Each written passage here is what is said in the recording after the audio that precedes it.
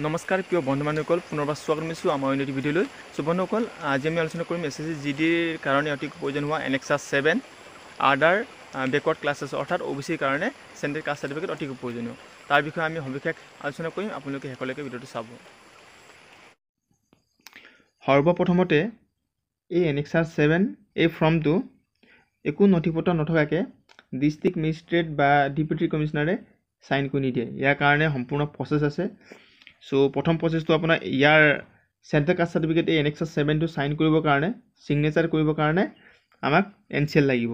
NCL নহ'লে district magistrate বা deputy কমিশনাৰে আপোনাক সিগনেচাৰ কৰি নিদিয়ে। কিন্তু আকৌ এনচিএলৰ কাৰণে লাগিব আপোনাক ইনকাম চাৰ্টিফিকেট। সো আমি আলোচনা কৰিম আজি ইনকাম চাৰ্টিফিকেট কেনেদৰে বনাব পাৰি। সৰ্বপ্ৰথমতে আপুনি যাব লাগিব স্থানীয় গাঁওবুঢ়াৰ ওচৰত। স্থানীয় গাঁওবুঢ়াৰ ওচৰত গৈ পিনে আপুনি ক'ব লাগিব যে ইনকাম চাৰ্টিফিকেটৰ কাৰণে মোক প্ৰমাণপত্ৰ এটা লাগিব।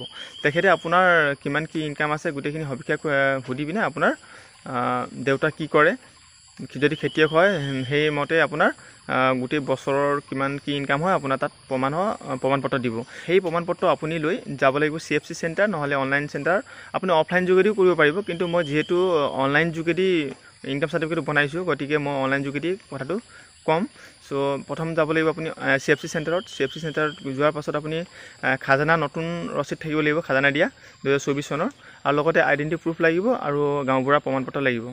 এইখিনি লাগিব নথিপত্ৰ, আৰু লগতে ইনকাম চাৰ্টিফিকেটৰ ফৰ্ম তাতে পাই যাব দোকানতে। ইনকাম চাৰ্টিফিকেটৰ ফৰ্মটো আপুনি ল'ব লাগিব। ইনকাম চাৰ্টিফিকেটৰ ফৰ্মটো মই স্ক্ৰীনত দিয়া আছে, আপোনালোকে চাব পাৰে স্ক্ৰীনত। সেই এনেকুৱা থাকিব ইনকাম ফৰ্ম।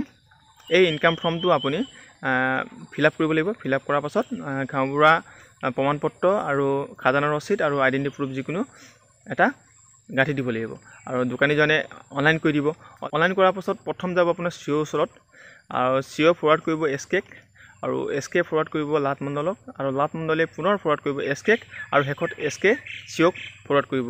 আৰু COক যেতিয়া ফৰৱাৰ্ড কৰে তেতিয়া আপুনি CO এপ্ৰুভ কৰি দিব, আৰু CO এপ্ৰুভ কৰাৰ লগে লগে আপোনাৰ ইনকাম চাৰ্টিফিকেটটো ওলাই যাব। কিন্তু এপ্ৰক্স ইয়াৰ কাৰণে 10 দিনমান সময় লাগিব। কিন্তু যদি কাগজটো আপোনাক যদি ইমাৰ্জেঞ্চি লাগে তেনেহ'লে কি কৰিব, আপুনি যেতিয়া প্ৰথম অৱস্থাত আপুনি অনলাইন কৰিব দোকানত, তাত আপুনি ৰিচিপ্টটো ল'ব। ৰিচিপ্টটো লোৱাৰ পাছত এপ্লিকেশ্যন ID থাকিব। এপ্লিকেশ্যন IDটো আপুনি ডিষ্ট্ৰিক্ট পৰ্টেলত গৈ পিনে আপোনালোকে ষ্টেটাছ চেক কৰিব পাৰিব। যদি ইমাৰ্জেঞ্চি যদি আপোনাক লাগে তেনেহ'লে আপুনি এপ্লিকেশ্যন ID যিটো দিয়া থাকিব ৰিচিপ্টটো, তাৰ পৰা আপুনি ডিষ্ট্ৰিক্ট পৰ্টেলত গৈ পিনে চেক কৰিব যে বোলে ক'ত আছে। যেনিবা যদি লাট মণ্ডলৰ ওচৰত আছে, যদি আপোনাক ইমাৰ্জেঞ্চি কাগজটো লাগে তেনেহ'লে আপুনি লাট মণ্ডলৰ ওচৰত গৈ পিনে ক'ব পাৰিব যে মোক ৰিকুৱেষ্ট কৰিব পাৰিব আপুনি যে মোক কাগজটো জল্দি লাগে, গতিকে যদি পাৰে আপুনি ফৰৱাৰ্ড কৰি দিয়ক বুলি ক'বা। তেনেকৈ ক'লে আপোনাক ফৰৱাৰ্ড কৰি দিব। 4-5 দিনত হৈ যায় আপুনি যদি ৰিকুৱেষ্ট কৰে, নহ'লেতো এপ্ৰক্স 10 দিনমান লাগিব। আৰু ইনকাম চাৰ্টিফিকেটটো বনোৱাৰ পাছত আপুনি NCL এপ্লাই কৰিব পাৰিব। গতিকে বন্ধুসকল, NCL কেনেকৈ এপ্লাই কৰিব সম্পূৰ্ণ প্ৰচেছটো মই নেক্সট ভিডিঅ'ত জনাম। যদি ভিডিঅ'টো ভাল পায় লাইক, কমেণ্ট, শ্বেয়াৰ, ছাবস্ক্ৰাইব কৰিব নাপাহৰিব। ধন্যবাদ। জয় আই অসম।